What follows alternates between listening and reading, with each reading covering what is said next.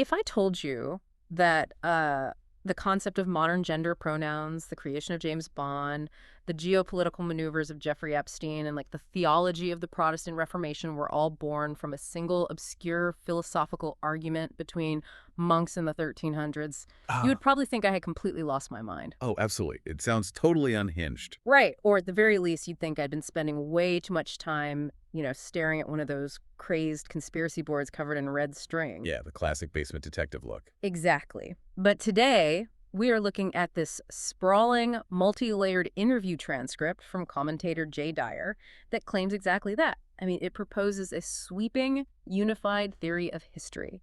And I mean genuinely unified. It really is an incredibly ambitious framework. And what we are doing today in this deep dive is stepping inside that framework. We are acting as impartial detectives, basically looking at this massive web of historical claims. Right, because we are not here to endorse this worldview, Right. right? Or tell you that this is the definitive, absolute truth of human history. No, not at all. Instead, our mission is to just untangle these threads for you. Right. We want to extract the core arguments and help you understand exactly how these seemingly entirely disconnected historical, cultural, and political dots are allegedly tied together. Because honestly, whether you walk away agreeing with the conclusions or completely rejecting them, the underlying logic being presented here is undeniably fascinating. It really is. It forces you to look at things differently. Okay, so let's unpack this. Because to even begin to understand this framework, we have to start with a massive blank spot on the map. What the source calls the black hole of history. Yeah, the missing millennium. Right out of the gate, the material makes this very bold assertion that modern Western education intentionally ignores the first 1,000 years of Christian history. Right. We are talking roughly from the era of Constantine in the 4th century all the way up to the Renaissance. Think about how history is traditionally taught to you in Western schools. You spend a lot of time on the Greeks, Right. you spend a lot of time on the Romans, and then And then Rome supposedly falls. exactly. Rome falls, and after that, you get this period that is entirely dismissed with a very loaded, highly judgmental term. The Dark Ages. The Dark Ages, yeah. The prevailing narrative is that the lights just went out. Everyone forgot how to read. Civilization completely collapsed into mud and superstition, and absolutely nothing of intellectual or cultural value happened until, well, until the Renaissance, when the Medici started funding painters in Italy. Right. Suddenly everyone is wearing nice velvet and painting the ceiling. Yeah, but if we follow the logic presented here in our source, this entire concept of the Dark Ages is not historical reality at all. It is a fabricated smear campaign. A smear campaign orchestrated by who exactly? Because that implies, intent. Someone had to decide to do that. Well, the text points the finger squarely at the Enlightenment. Specifically, figures like Voltaire and that broader atheistic secular ethos that eventually culminated in the French Revolution. Oh, interesting. The argument is that these Enlightenment thinkers had a massive vested ideological interest in completely discrediting the civilization that existed during that millennium. Why? Just to make themselves look better. Essentially, yes. Yeah. Because that medieval civilization was explicitly and unapologetically Christian. If the Enlightenment figures wanted to position themselves as the sole bringers of reason, the bringers of light, they had to paint the preceding Christian era as fundamentally dark. Oh, wow. So it was basically just a deliberate branding exercise. According to this framework, absolutely. Which is wild when you realize that narrative requires completely ignoring the Byzantine Empire.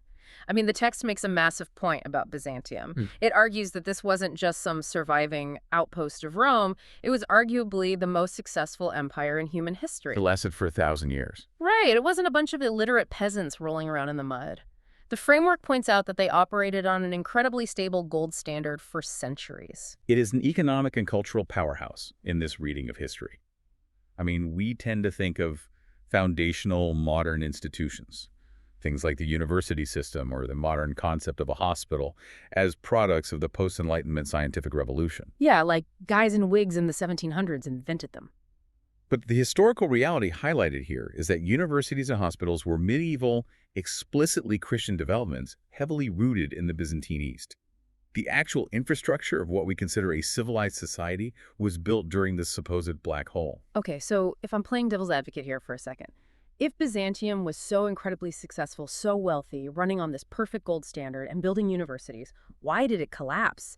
I mean, you don't just lose a thousand-year empire because people get bored. No, you don't. Mm. And the framework doesn't claim Byzantium was a perfect utopia. It acknowledges that it fell due to very recognizable cyclical human weaknesses. Like what? Specifically, it points to economic corruption, like usury, and more practically, the practice of coin clipping. Oh, coin clipping. That's when the government or merchants literally shave the edges off gold or silver coins, right? And then they keep the shavings to melt down into new money and pass the shaved coin off at its original face value. Exactly. It is a primitive but highly effective form of currency debasement and inflation. Mm. Over time, the money supply just loses its actual intrinsic value, Yeah. which rots the economic foundation of the empire from the inside out. Just slow creeping inflation. Yeah. And combine that economic decay with the rise of rabid localized nationalism, and the empire eventually fractures. It succumbed to the exact same internal degeneracy and external pressures that break down all empires. But the point being made is that its long, successful run was due to its explicitly Christian, logocentric foundation, right? Like a society organized around an objective divine truth. Yes, I exactly. really want to explore this idea of intentionally skipping over this history because the analogy that comes to mind for me is TV shows. Okay, how so? Well, if we think about the standard Western curriculum, you go from Plato and Aristotle, maybe a tiny bit of Augustine if you're lucky, and then boom, you jump straight to Descartes and the Enlightenment. Right.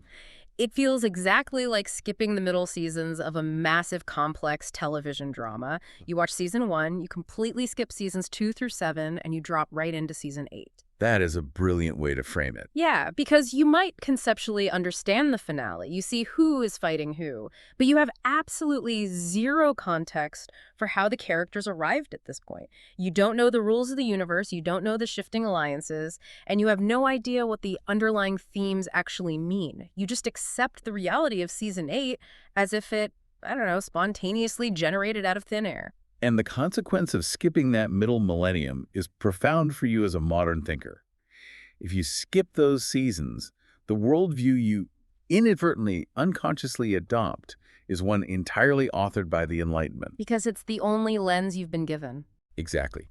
You are adopting a framework that inherently views religion as a primitive, embarrassing stepping stone that humanity had to outgrow, rather than viewing it as the actual bedrock foundation of science, architecture, and institution building. But let me push back on this idea of an intentional suppression, because the word brainwashing gets thrown around a lot in these discussions. Are we really supposed to believe there is a grand, shadowy, coordinated conspiracy by thousands of high school history teachers and university deans to hide Byzantine history? It sounds a bit much when you put it like that. Right. Or is it just the natural, frankly lazy bias of Western European and American educators preferring to teach their own regional post-Enlightenment history? So, Doesn't Hanlon's razor apply here? You know, never attribute to malice what can be adequately explained by stupidity or laziness. it is a very fair challenge, while the framework leans heavily toward it being an intentional philosophical Well, overlook. it's an active cover-up. Yeah, a desire to actively prevent modern people from reading medieval thinkers, because those thinkers obliterate the modern secular consensus. But honestly, the practical result is identical either way. Sure. Whether it is a conscious, multi-generational conspiracy of suppression or simply an inherited cultural blind spot that just compounds over time, the modern student is left with a profound ignorance regarding the actual mechanisms that form their world. And to really understand why this specific era and its theology was allegedly buried, we have to look at a massive philosophical fork in the road that occurred right in the middle of those skipped seasons. A huge turning point. A shift that didn't just change how church services operated, but changed how human beings conceptualized the very fabric of reality itself. This is where we get to the debate that sounds incredibly dry and academic on the surface. But in this framework, it is the nuclear reactor powering the modern world. Okay, lay it on me. It is the root cause of the Protestant Reformation, the scientific revolution, and eventually modern postmodernism. We're talking about the 14th century debate between essentialism and nominalism. All right, if this is the linchpin of the whole theory, we need to make sure this makes complete intuitive sense for you listening. Let's start with essentialism. Walk me through the mechanics of how an essentialist views the world. Okay, so essentialism is the ancient Orthodox philosophical baseline, It was shared by Plato, Aristotle, and the early Christian church fathers. The heavy hitters. Right. It is the belief that things in the physical world possess objective metaphysical natures, an essence. What does that actually mean, though? If you look at a dog, an essentialist says that animal possesses the invisible metaphysical essence of dogness. A human being possesses an objective human nature. The thing is what it is because of a deep underlying reality that exists completely independently of whatever linguistic sound we use to describe it. Okay, so the essence of the thing is hard-coded into the universe. It doesn't matter if I call the dog a Perro or a Shin or, a fluffy boy. Its metaphysical nature remains objectively a dog. Got it. Perfect. So enter William of Ockham in the 1300s, the guy famous for Occam's razor. What is nominalism, and how does it break this? Nominalism asserts the exact opposite. It argues that universal essences simply do not exist. At all. At all. There is no metaphysical human nature floating out in the ether. There is no dogness. According to nominalism, the physical world is just a collection of disconnected individual atoms and objects. Things only have names. Just names. Yeah, a category like human or dog is merely a convenient linguistic label, a filing system we invented to group similar-looking objects together so our brains don't explode from the complexity of the world. Okay. The words don't map to a hidden metaphysical reality. They're just names, hence the term nominal. So it's a massive shift from reality being fundamentally metaphysical to reality being fundamentally linguistic and categorized. I can see how that would be a fun debate for guys in robes in a medieval courtyard. But the text traces a direct, bloody line from William of Ockham's nominalism to a thinker named Gabriel Biel, and then right onto the desk of Martin Luther to spark the Protestant Reformation. I need you to connect those dots because jumping from dogness didn't exist to the splintering of Western Christianity is a massive leap. It seems like it, but it actually comes down to the core doctrine of the Reformation. Yeah. Salvation, and specifically the concept of justification by faith alone. Okay, walk me through that. If we follow the logic laid out here, the Reformers faced a severe theological paradox. They believed that human beings, post-fall, are essentially and totally depraved, fundamentally broken and sinful in their nature. Right, total depravity. So the paradox is, how can a perfectly just, perfectly holy God look at a broken, sinful human and call them righteous without God being a liar? Right, because if my actual essence is bad and God points to me and says, you are good, then God is factually incorrect. He is making a false statement about reality. Precisely. And this is where the nominalist philosophy provided the ultimate theological loophole. Oh, I see where this is going. Because if you accept nominalism, the idea that essences don't actually exist and only names and legal statuses exist, then God doesn't have to change your underlying nature. God can simply and legally declare you righteous. He just changes the label. Exactly. He places the name of righteous on you.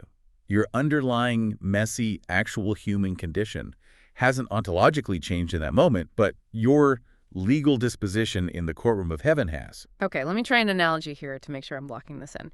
It's like taking a glowing radioactive jar of toxic waste, right? Sure. Nominalism says you can just slap a bright green sticker on the jar that says healthy spring water.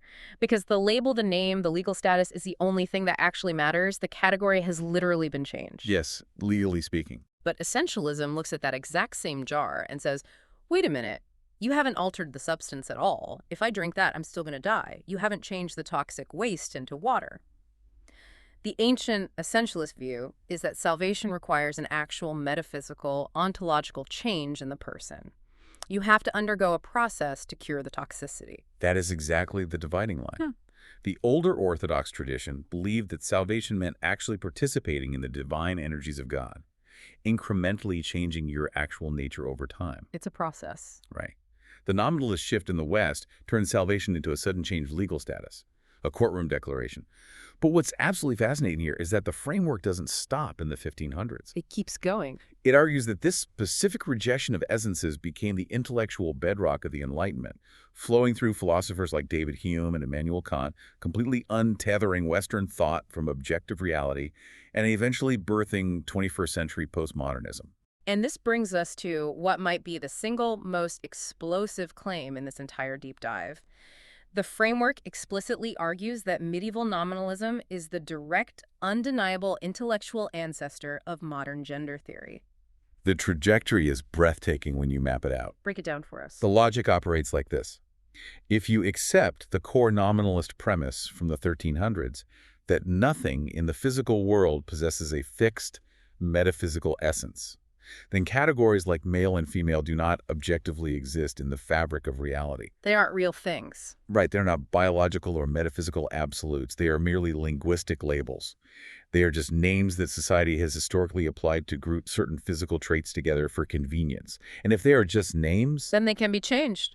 precisely. If the label is all that exists, you can peel the label off and slap a new one on at will. Exactly. If there is no essence of male, then simply adopting the pronouns, changing the linguistic category, literally changes reality, because language is the only reality there is. The framework insists that the modern debates we are having today over gender identity, pronouns, and the fluidity of physical reality are not new phenomena.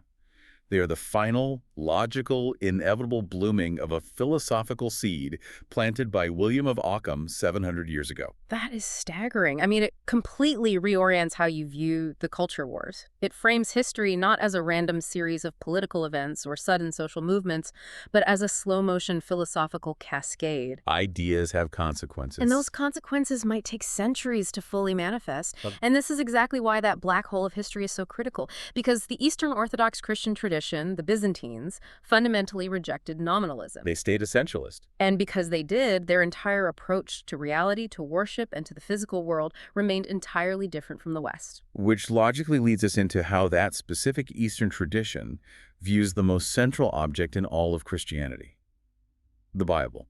Huh? Looking through this lens, there is a massive structural contrast between the Protestant view of the Bible and the Orthodox view. Right. If you walk into a typical American evangelical church today, the Bible is generally viewed as the ultimate, unmediated, standalone authority. It's almost like a manual. It's a personal devotional tool. You sit in your room with your coffee, you read it, and you interpret what God is saying to you directly. Right. But the framework argues that in the Orthodox world, the Bible is not a standalone book.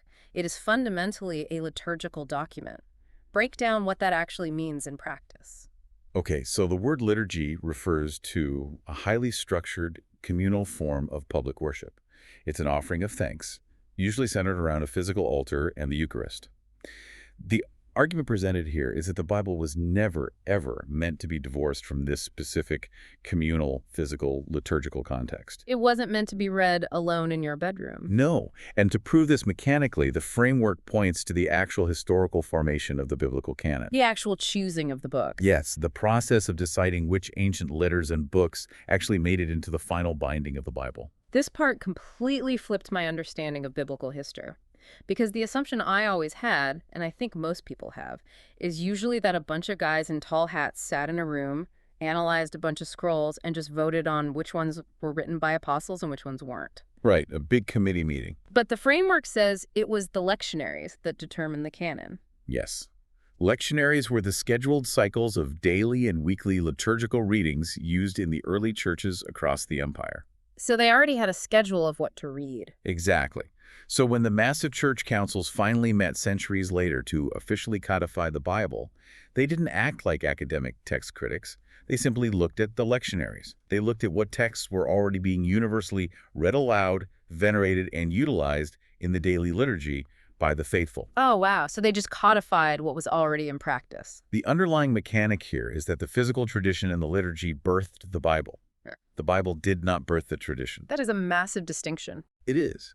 Therefore, the concept of sola scriptura, trying to practice the religion based on the text alone, completely severed from the liturgical ecosystem that produced it, is to fundamentally misuse the document. It's like trying to understand the rules of a highly complex board game by only reading the flavor text on the character cards while throwing away the actual rule book and the board itself. That's a great analogy. The framework argues that truncating the religion like that makes it incredibly vulnerable to being hijacked by outside cultural forces. But this intensely physical, incarnational view of reality also explains another major dividing line we see in the text. Yeah. Their defense of icons. Yes, the icons. For those who might not be familiar, icons are the stylized, often two-dimensional paintings on wood depicting Christ, the Virgin Mary, and the saints, which are heavily venerated in Orthodox worship. You see them in Greek or Russian churches all the time. Right. Now, the Protestant Reformation in the West was fiercely iconoclastic. They believed these images were literal idols, violating the Old Testament commandment against graven images, and they went on campaigns smashing stained glass and whitewashing church walls. But the defense of icons presented in this deep dive is mind-bending.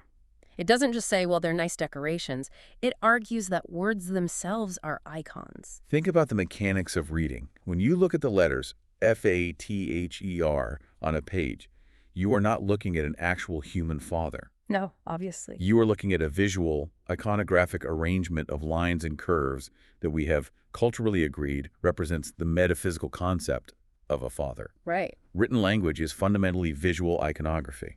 So the argument goes, if you declare that all visual imagery in worship is inherently idolatrous and evil, you logically have to throw out the written Bible as well, because the text itself is just a collection of visual icons. That is a brilliant philosophical trap. You can't have one without the other, but they also root it directly in the nature of Jesus, right? Exactly. The theological mechanic here is the incarnation.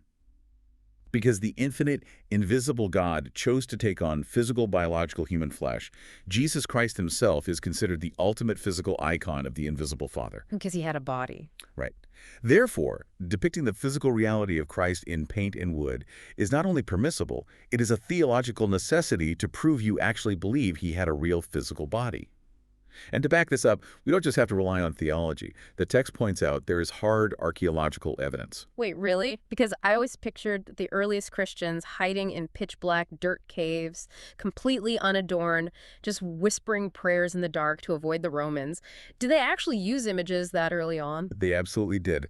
The framework points to sites like the Dori Synagogue in modern-day Syria, which dates back to the early 200s AD. Wow, that early. Yes. This ancient Jewish synagogue was completely covered in elaborate frescoes and paintings of Old Testament scenes. Furthermore, if you look at the Roman catacombs, where the persecuted early Christians actually did worship underground in the 1st, 2nd, and 3rd centuries, they are absolutely filled with visual art. Really? Painted imagery of Christ as the Good Shepherd and physical altars. The historical argument is that early Judeo-Christianity was never iconoclastic. It was a highly visual, liturgical, physical religion from day one. Okay, hold on. I have to jump in here with a major historical challenge. Go for it. If the Eastern Orthodox tradition is so incredibly rooted in making the faith accessible, visual, and physical for the people, what about language? Wasn't Martin Luther's greatest, most revolutionary achievement translating the Bible into the German vernacular so the common peasant could finally read it? Didn't the Orthodox Church hide the Bible in a dead language, just like the pre-Vatican II Roman Catholic Church did with Latin? That is a very common misconception that the framework is eager to correct. Oh, really? Yeah. The locking of the scriptures and the liturgy into a dead language, Latin, was entirely a Western Roman Catholic development. According to this history, the Orthodox East always, relentlessly used the vernacular. Whether the church was expanding into Greece or up into the Slavic lands of Russia or down into the Middle East, their first order of business was translating the liturgy and the scriptures into the local living tongue of the people. The underlying philosophy was that the Word of God must be comprehended by the community to be effective. Okay, so we have established this massively different worldview. It is fiercely traditional, it is intensely physical, and it fundamentally rejects the nominalist idea that you can separate a physical label from its underlying metaphysical essence. Correct. But this wasn't just a philosophy for monks. The framework argues that this exact same theology dictated how the state, the empire itself, was structurally engineered. And that transition moves us from theology into the realm of political science, introducing the Byzantine concept of symphonia. Symphonia. It sounds like a musical term. It does. And the core meaning is harmony. Symphonia is the political model where the church and the state are recognized as two distinct, separate spheres of authority, but they are designed to work in absolute unison over a single body of people. Okay, so they work together. Think of the symbol of the double-headed eagle, which was the emblem of Byzantium and later adopted by the Russian Empire. You have two distinct heads, one representing the ecclesiastical power of the church, one representing the temporal power of the emperor, but they share one single body, looking in different directions to protect the whole. How does that actually work mechanically, though? Because history is full of states and churches just absolutely destroying each other in power struggles. The mechanism of symphonia relies on mutual reliance. It is not a theocracy where priests are drafting tax policy and running the military. But it's also not a modern secular state where religion is violently banished to the private sphere of your own home. It's a middle ground. The emperor protects the physical borders and funds the infrastructure, while the patriarch provides the moral and spiritual cohesion that prevents the society from eating itself. The text draws a really sharp contrast between Symphonia and the two political models that developed in the West. First, you had the papal states. Right, starting around the 11th century in the West, the Roman Church essentially became the state. You had popes fielding literal armies, conquering territory, and acting as temporal kings. Symphonia completely rejects that. The Church shouldn't be commanding infantry. Makes sense. And the second Western model is Calvinist republicanism, which came out of the Reformation in places like Geneva. The framework argues that Calvinist political theology naturally, inevitably evolves into modern secular libertarianism. Wait, how does strict Calvinism lead to secular libertarianism? Because the Reformation severed the sacred from the physical. Remember nominalism. It logically leads to separating the state entirely from any religious authority. The state becomes a purely neutral administrative machine. But is a purely neutral state actually possible? Because the framework issues a chilling warning here, drawing on the writings of a 19th century Russian statesman and philosopher named Konstantin Pobedonostsev. Yeah, quite a name. And his thesis basically destroys the idea of the neutral secular republic. Pobedonostsev looked at the trajectory of Western republics, especially in the wake of the French Revolution, and he identified a profound psychological reality. Human beings are inescapably inherently religious creatures. We can't help it. We are hardwired for worship, for dogma, and for moral absolutes. Pobedonostsev warned that if a government attempts to completely de-Christianize a state and create a purely secular vacuum, you do not actually get neutral liberty. You don't get a society of rational free thinkers calmly debating marginal tax rates over tea. Because nature abhors a vacuum. Exactly. If you violently remove the traditional established church from the public square, that religious void will immediately be filled. Another cult, a new ideology wearing the mask of politics, will step in to provide the dogma, the excommunications, and the moral certainty that the populace craves, and it will take over the machinery of the state. This is where we have to stop and apply this to the modern world, because it is a massive speculative leap for you, the listener, to consider. Look at our modern secular democracies today. Ask yourself, do our current hyperpolarized political fervors, whether you are looking at the extreme left or the extreme right, do they resemble rational, bureaucratic policy disagreements? Not usually. Or do they look and behave exactly like religious fanaticism? Think about the absolute moral certainty. Think about the public shaming rituals that function exactly like medieval pillories. Think about the purity tests and the excommunication of anyone who dissents from the party line. The framework argues that this is the exact mechanical result of removing traditional religion. The energy has to go somewhere. The text points to the French Revolution as the ultimate prototype. They violently dismantled the Catholic Church, beheaded the priests, and what did they replace it with? They literally created the cult of the supreme being. They made a new religion. They turned the state itself into a bloody, ideological, utopian cult that demanded absolute devotion and fed thousands to the guillotine in the name of a new secular dogma.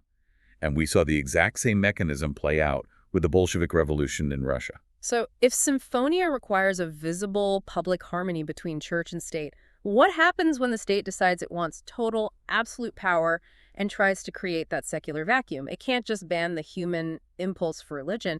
It has to drive the real spiritual power underground. Which explains why, exactly at the dawn of the modern era as traditional religion is being pushed out, we suddenly see the explosion of alternative, hidden spiritualities operating in the shadows. If we connect this to the bigger picture, this is the exact hinge where the deep dive transitions from political theology into the murky, hidden world of espionage, secret societies, and the occult. This is where things get really wild. We are diving straight into the Renaissance, right as this philosophical shift is gaining momentum, and the framework highlights a man named John Dee. Now, John Dee is a known historical figure. He was the court astrologer, mathematician, and a highly trusted advisor to Queen Elizabeth I in the 16th century. A very prominent figure. But the source material identifies him as playing a much more foundational role in modern geopolitics. It basically calls him the original 007. Literally. The text points out a fascinating historical detail. When Dee was traveling across Europe, allegedly conducting esoteric research, he was actually gathering intelligence for the British crown. He was a spy. Yes. And when he sent encoded top-secret dispatches back to Queen Elizabeth, he signed his letters with a specific cipher, two circles and a symbol resembling a cane or a square root sign. Visually, it looks exactly like the number 0007. No way. Are you serious? Yes. And the framework suggests that Ian Fleming, who created James Bond centuries later, was intimately aware of British intelligence history and consciously lifted that exact signature for his fictional super spy. That is incredible. But John Dee wasn't just writing letters in invisible ink. He is most famous in occult circles for claiming that he had successfully channeled a magical angelic language, which he called Enochian.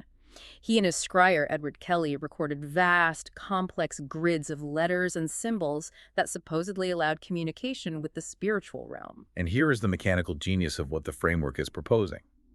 It suggests that while Dee very likely believed in the occult rituals he was performing, this impossibly complex Enochian language had a highly practical, earthly application. Which was? It was early, advanced spy cryptography. Think about it. If a Spanish guard intercepts your letters and sees a grid of bizarre, unpronounceable letters, and your cover story is that you're just a crazy astrologer talking to angels, they dismiss you as a harmless eccentric. Oh, that's brilliant. It is the perfect operational cover for transmitting state secrets across hostile European borders. So right there, at the very inception of the modern intelligence apparatus, you have this inextricable, deliberate blending of state espionage, cryptography, and the occult. And the framework argues this wasn't a one-off historical quirk. It traces this exact lineage forward through the centuries, moving into the 17th century with groups like the Rosicrucians. The Rosicrucians were a highly influential, secretive philosophical society, heavily focused on alchemy, hermeticism, and esoteric knowledge. The framework, leaning on the work of historians like Francis Yates, argues that Rosicrucian ideology was actually a primary driver of the Enlightenment itself. While they were critiquing the church in public. Exactly. As the public traditional church was being critiqued, mocked, and dismantled in the town square, these private esoteric lodges were flourishing behind closed doors among the aristocratic and intellectual elite. They weren't just trying to literally turn lead into gold. Alchemical transmutation was a metaphor for transmuting human nature and society itself. And this hidden stream of esoteric influence flows right into the 19th and 20th centuries, manifesting in highly controversial, polarizing figures like Madame Blavatsky, who founded Theosophy, and the infamous occultist Aleister Crowley.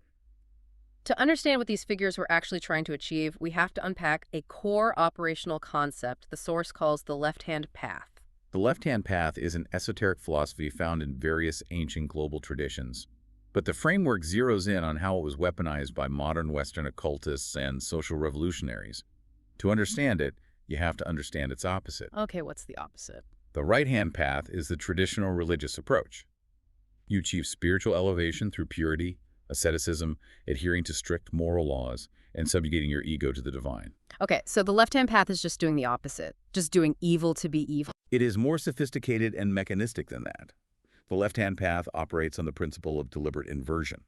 The philosophy argues that you can generate immense spiritual, psychological, and even political power by consciously and deliberately breaking the most severe societal taboos. Walk me through the mechanics of that. How does breaking a taboo generate power? Psychologically, breaking a deeply ingrained moral taboo shatters the traditional ego and severs the individual psychological tethers to the existing social order. It creates a form of trauma bonding among the initiates. That makes sense on a small scale. But macropolitically, the framework argues that if you can inject these inverted values into the broader culture, you actively dissolve the moral and structural cohesion of the society you want to overthrow. The text gives historical examples, noting that in certain extreme ancient forms of Tantric Buddhism, practitioners would intentionally consume literal human waste or engage in horrifying sexual deviancy, specifically to short-circuit their brain's dualistic understanding of good and evil. And the framework claims this wasn't just ancient Eastern mysticism. It argues that Western political groups actively adopted this exact logic. It points to the Fabian socialists in the late 19th and early 20th century Britain. This was a group of elite intellectuals who wanted to completely overhaul British society and implement socialism, not through violent revolution, but through gradual cultural subversion. And the text claims that certain elements within these intellectual circles understood the power of the left-hand path. They realized that if you promoted highly subversive, taboo-breaking concepts in public art and literature, the text specifically mentions the promotion of bestiality and extreme sexual deviancy, you could actively rot the traditional Christian moral ethos of the UK from the inside out. It's a deliberate strategy. It is a calculated strategy of inversion meant to pave the way for a new political order. The source also brings up Wilhelm Reich in this context. He was a radical psychoanalyst whose writings heavily influenced the student revolts and the counterculture of the 1960s. Reich argued that you could never achieve a true, lasting Marxist political revolution as long as the traditional patriarchal family structure remained intact, because the family is the incubator for traditional authority. Right, so what was his solution? His solution was to completely destroy the family by promoting total, uninhibited, aggressive sexual liberation. And here is where we must grasp the concept of energy within the framework's logic. A secular, modern historian looks at Wilhelm Reich, or the 1960s counterculture, and says, yes, social revolutionaries use sexual liberation to break down conservative political structures and achieve psychological freedom. Sure, that's the standard take. But the framework views this through a deeply spiritual, almost mechanical lens. It argues that this deliberate inversion of morality literally generates and releases demonic energy. And that energy is then harnessed and used as a tool for societal control by the elite planners pulling the strings above the movements. Okay, I have to step in with some heavy skepticism here. I don't blame you. It is one thing to say that radical left-wing intellectuals wanted to change sexual mores to disrupt the nuclear family and vote in new economic policies. It is another universe entirely to claim that the massive organic social changes of the 1960s were engineered by high-level occultists trying to summon dark energy. Are we really saying that the entire counterculture, millions of kids at Woodstock, was essentially a massive, orchestrated magical ritual? That is the exact leap the framework demands you consider. Mm. It argues that while the teenagers at Woodstock genuinely believed they were spontaneously rebelling against a man and experiencing pure freedom, the underlying philosophical and cultural architecture that gave them the music, the drugs, and the ideology was heavily funded and influenced by esoteric thinkers. So they were just pawns. In this view, yes. These architects viewed societal inversion not just as political rebellion, but as a mechanism for releasing a chaotic, destructive energy that would tear down the old Christian order, creating a blank slate that the elites could then rebuild in their own image. And if they're trying to rebuild society in their own image, they have to tell the public what that image is. They have to condition the masses to accept it. And the framework argues this strategy of subversion wasn't just kept in the dark corners of secret lodges or academic papers. It was broadcast directly into the living rooms of the absolute masses through the most powerful, effective propaganda engine ever created by humanity: Hollywood and popular literature. Which brings us to the operational concept of predictive programming. We talked about Ian Fleming earlier, using John Dee's 007 signature for James Bond. The text brings Fleming up again here, alongside a roster of other wildly famous British authors from the 20th century: Graham Greene, W. Somerset Maugham, Roald Dahl. What is the common denominator between all these famous novelists? They were all actual, literal agents for British intelligence. And this is not a conspiracy theory, this is historical fact. Right. The framework examines the mechanics of how an intelligence officer communicates with the public. Because of the Official Secrets Act, men like Fleming and Greene could not write non-fiction autobiographies detailing what MI6 or the CIA were actually doing during the Cold War. They would go to prison for treason.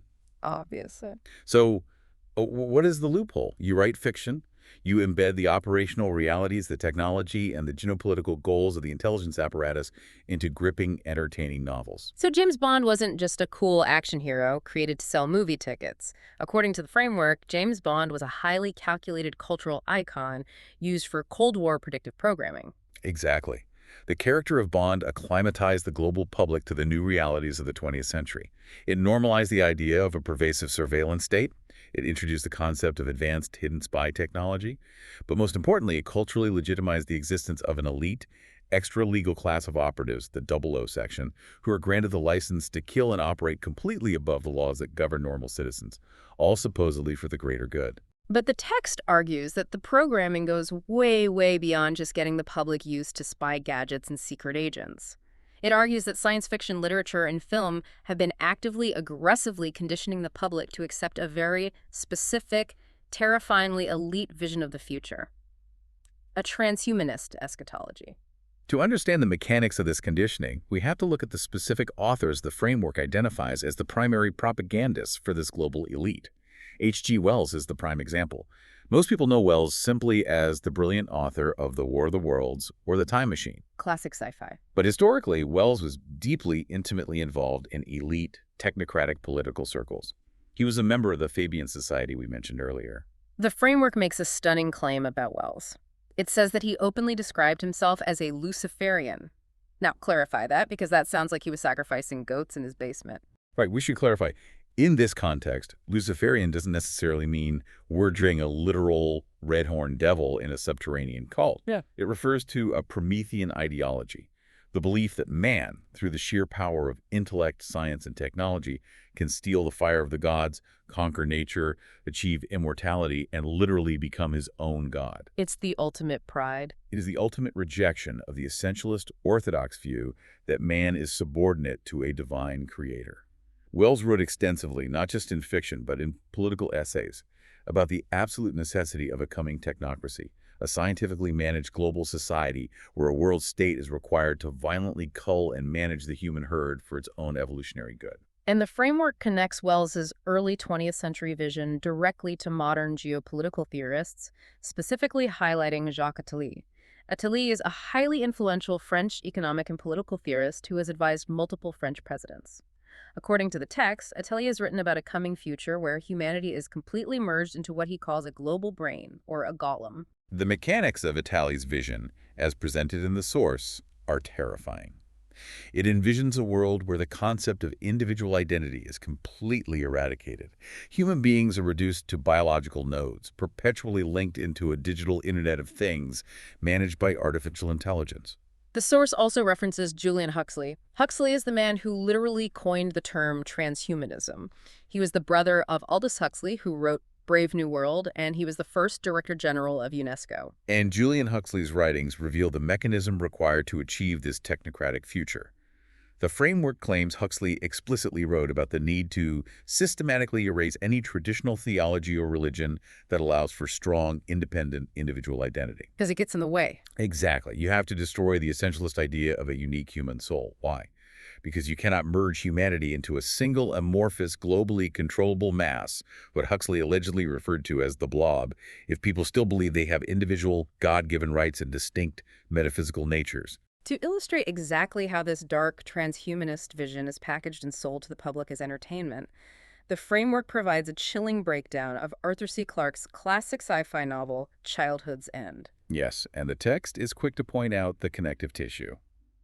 Arthur C. Clarke was known to hang around in the same social and intellectual circles as the occultist Aleister Crowley. The plot of Childhood's End is analyzed as a masterclass in elite predictive programming. In the novel, massive alien ships arrive over Earth's cities. These alien saviors, called the overlords, step out, and they look exactly like classical medieval depictions of horned, winged demons. But the twist is that they are totally benevolent. Right. They present themselves as completely benevolent. They intervene to stop humanity from destroying itself. They cure all diseases. They eliminate poverty. They bring massive technological advances. And they essentially create a flawless, peaceful, secular utopia on Earth. They give humanity everything the Enlightenment promised. But there is a catch. There is always a catch. The ultimate price for this demonic-looking utopian intervention is the next generation. The overlords eventually take all the children of Earth, psychically altering them to merge into a vast cosmic hive mind entity called the Overmind. So they literally lose themselves. The children lose all their individuality and humanity. The adult parents are left behind on Earth, unable to reproduce, and they simply watch as their children ascend to the stars, right before the Earth itself is completely and violently destroyed. The framework frames this novel not just as a clever sci-fi twist, but as the purest, most naked articulation of the ultimate elite fantasy. It is the willing destruction of the old, natural, biological human order. It is led by entities that literally look demonic. And it's all done in exchange for a technological apotheosis that requires the total sacrifice and mutation of the children. It is an incredibly dark, almost cynical way to read a classic book, but the framework insists this isn't just science fiction. No, it claims this is the actual blueprint. It claims there are real-world operational nodes of power executing this planned chaos today. Which brings us out of the realm of philosophy and literature and into the grim operational arm of the theory. How do these high-minded, esoteric, and transhumanist ideas actually manifest in the dirt and blood of global geopolitics? The framework points to the intersection where intelligence agencies, elite global financiers, and organized crime syndicates all meet and do business. And to illustrate this nexus, the text uses a very modern, very real, and incredibly dark figure, Jeffrey Epstein. Okay. The general public understanding of Jeffrey Epstein is that he was a prolific, horrific sexual predator and human trafficker who catered to the rich and famous. While the framework obviously acknowledges the reality of the sexual blackmail operations, it argues that focusing only on the lurid, tabloid elements of his crimes is a deliberate distraction from his true geopolitical function. The text views Epstein not merely as a wealthy pervert, but as a high-level, highly protected intelligence asset involved in massive global operations. The text mentions his involvement in international weapons trafficking and massive money laundering operations. But the most specific structural claim the text highlights is Epstein's alleged documented role in the Trilateral Commission. Remind us what that is. The Trilateral Commission is a highly influential non-governmental discussion group founded by David Rockefeller to foster closer cooperation between North America, Western Europe, and Japan. The framework points out that Epstein was reportedly a commissioner, acting essentially as a legate, a direct representative for David Rockefeller himself. That specific detail completely shifts the paradigm. It places Epstein not just in the category of organized crime, but explicitly positions him as an active, integrated participant in the highest, most elite echelons of global strategic planning and financial architecture. And the framework uses Epstein's financial maneuverings to illustrate a core geopolitical mechanism called planned chaos. Walk me through the economics of planned chaos, because this is how the theory explains why the world always feels like it's falling apart. Well, planned chaos is the elite strategy of gaming global markets and consolidating wealth by either anticipating or actively creating a massive geopolitical or economic crisis.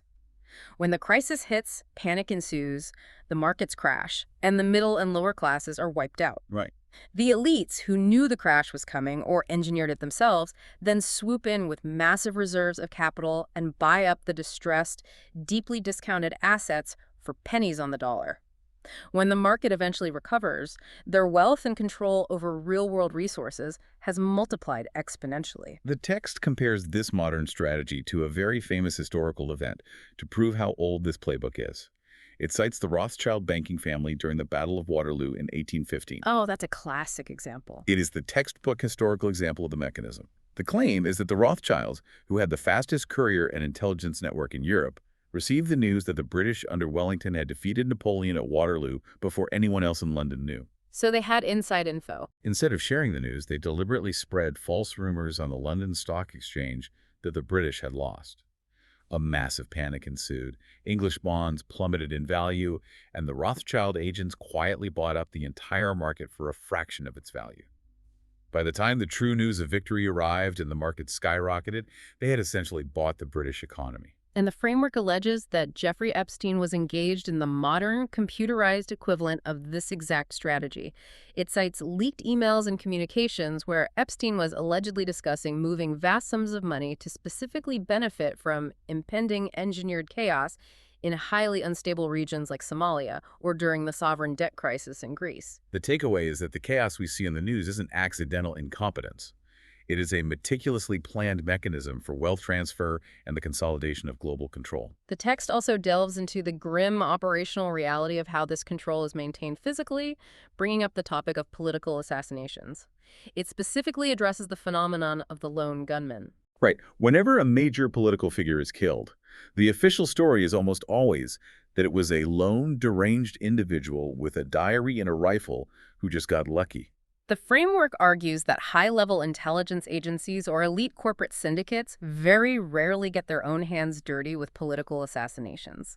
It leaves too much evidence. Instead, they utilize a mechanism of cutouts. What's a cutout? They find highly suggestible, sometimes mentally unstable or compromised individuals, and they manipulate them into carrying out the act.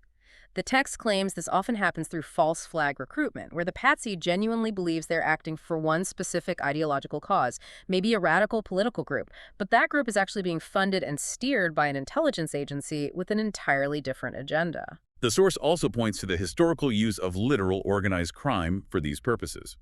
It specifically mentions Murder, Inc., the notorious organized crime syndicate that acted as the enforcement arm of the American Mafia in the 1930s and 40s. The framework claims that intelligence agencies have a long, documented history of contracting out hits and black operations to the Mafia, because the mob operates entirely outside the law and provides perfect, unbreakable, plausible deniability for the government. Here's where it gets really interesting, but also incredibly dark and, frankly, overwhelming. As an impartial guide, I have to stop and ask the fundamental question regarding all of this. How much of this history is actually deliberate, top-down coordination by a monolithic, omnipotent deep state that sits in a smoke-filled room? And how much of it is just the natural friction of the world, corrupt individuals, greedy bankers, and opportunistic politicians just taking advantage of chaos as it naturally, randomly happens? That is the essential defining question that divides a skeptic from a believer in this theory. The framework we are exploring operates entirely on the premise that global events are, in fact, highly orchestrated. It posits the existence of a breakaway, supranational security and financial apparatus. This apparatus coordinates internationally, operating entirely above the level of elected, term-limited politicians, utilizing a multi-generational strategy to steer domestic and foreign policy. But skeptics would say. Skeptics, of course, argue that human history is far messier, driven by staggering incompetence, random chance, and competing fractured interests. But within the unified logic of the text we are analyzing, the chaos is the plan. The chaos is the necessary solvent used to break down the old world. Which forces us to ask the final overarching question of this entire deep dive. If this massive multi-generational apparatus is successfully manipulating philosophy, weaponizing culture through Hollywood, and engineering geopolitical chaos, what is the ultimate end goal? Where do the people at the top actually believe human history is going? This leads us to the conclusion of the source text, which is a profound analysis of competing eschatologies. In this eschatology, biological mankind replaces God, merges consciousness with artificial intelligence, conquers the physical limitations of nature, and achieves literal, digital immortality. It is an eschatology of total human self-deification. Then, the source contrasts this elite vision with a prominent modern religious view, Christian Zionism, or dispensationalism, which is incredibly popular in many American evangelical circles today. The framework views this evangelical eschatology as highly problematic. It argues that dispensationalism is essentially a theology of waiting for the world to explode. It focuses heavily on analyzing literal interpretations of modern geopolitics, watching news headlines about wars in the Middle East, looking for astrological signs like blood moons, and intensely anticipating an impending sudden rapture that will beam true believers off a doomed, unsalvageable earth. And the text critiques this view because of the psychological paralysis it induces, right? Exactly.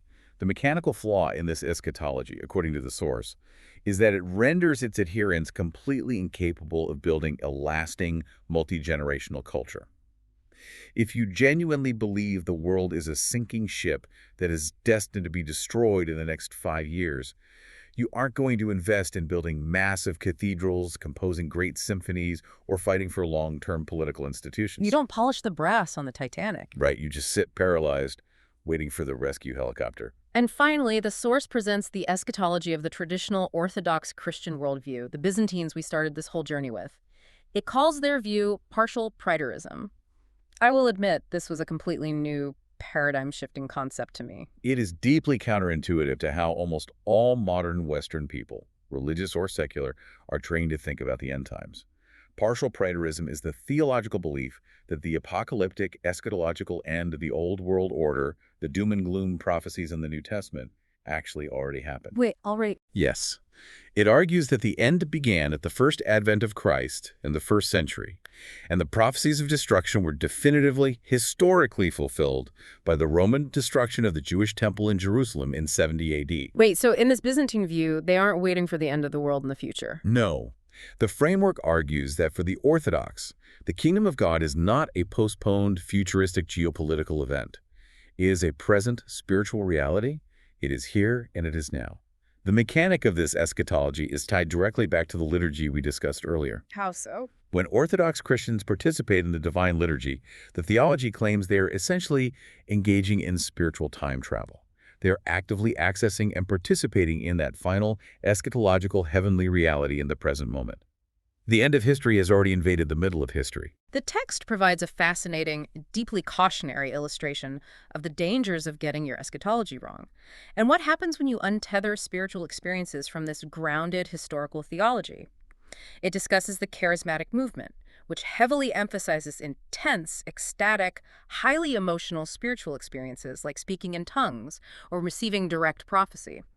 It brings up a very stark warning from a prominent 1970s Orthodox monk named Father Seraphim Rose. Yes, Father Seraphim Rose analyzed the charismatic revivals of the 20th century, and he warned that prioritizing direct, emotional, ecstatic experiences over rigorous, grounded, traditional theology leaves human beings incredibly, dangerously vulnerable to mass delusions. Because there's no anchor. Exactly. The framework claims that seeking intense spiritual highs without a solid theological anchor to test the spirits is mechanically indistinguishable from practices found in voodoo, pagan trance states, or the modern New Age movement. You are opening a spiritual door without knowing what you're inviting in. The text uses a striking historical example of this mechanism failing disastrously. Anne Lee, the founder of the Shaker movement in the 18th century, she genuinely believed her ecstatic, charismatic visions were direct, unmediated revelations from God.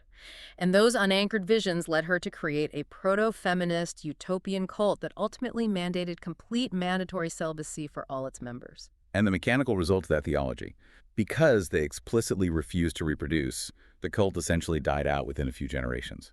The framework uses the Shakers as a macro example to argue that chasing ungrounded, purely experiential spiritual highs invariably leads to sterility. It leads to dead ends, both literal biological dead ends and cultural dead ends. So, after this massive, sweeping journey, what does all of this actually mean for you, the person listening right now?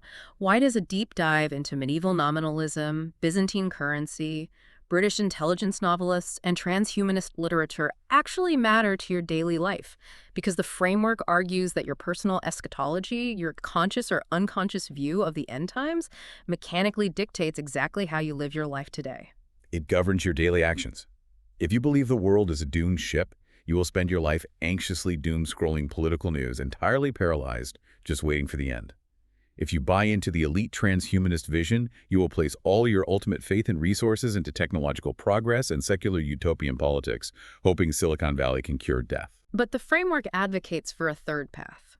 It argues for validating the many goods of this physical life, things like getting married, raising children, building strong local communities, and creating art that lasts. Because it posits that the spiritual reality of the kingdom is not a distant, futuristic escape hatch. It is a reality to be built and participated in right now, in the physical world. Which brings us to one final, deeply haunting concept raised in the text. We've spent this entire time talking about external forces. We've analyzed ideology, state propaganda, predictive programming in media, and the vast external mechanisms of societal control. But the framework turns the camera inward at the very end, asking a terrifying question about the origin of our own internal thoughts. The nature of inspiration itself. According to the ancient monastic traditions cited by the source, every single thought, every sudden impulse or idea that spontaneously pops into your head does not just magically generate from nowhere, it comes from one of three distinct objective places. It either comes from your own innate human spirit and natural creativity, or it is placed there by the divine, or it is injected into your mind by the demonic realm. It is a chilling, paradigm-shattering framework. It completely rejects the Enlightenment concept of the brain. The Enlightenment taught us that we are entirely closed-off, rational, autonomous authors of our own minds. But this ancient framework suggests that the human mind is more like an antenna. So the next time a sudden, unbidden idea arrives in your mind, whether it's a brilliant flash of creative insight that solves a problem, or a dark, destructive, sudden temptation that could ruin your life, stop and ask yourself, where did that actually come from? Are we truly the sovereign masters of every thought in our heads? Or are we sometimes just pass-throughs for unseen energies? It is a question that completely reorients how you view the battlefield of your own mind and your ultimate place in the hidden structures of the world. Thank you for joining us on this deep dive. Keep questioning the maps you've been handed, pay attention to the blank spaces, and keep looking closely at the hidden structures of the world around you.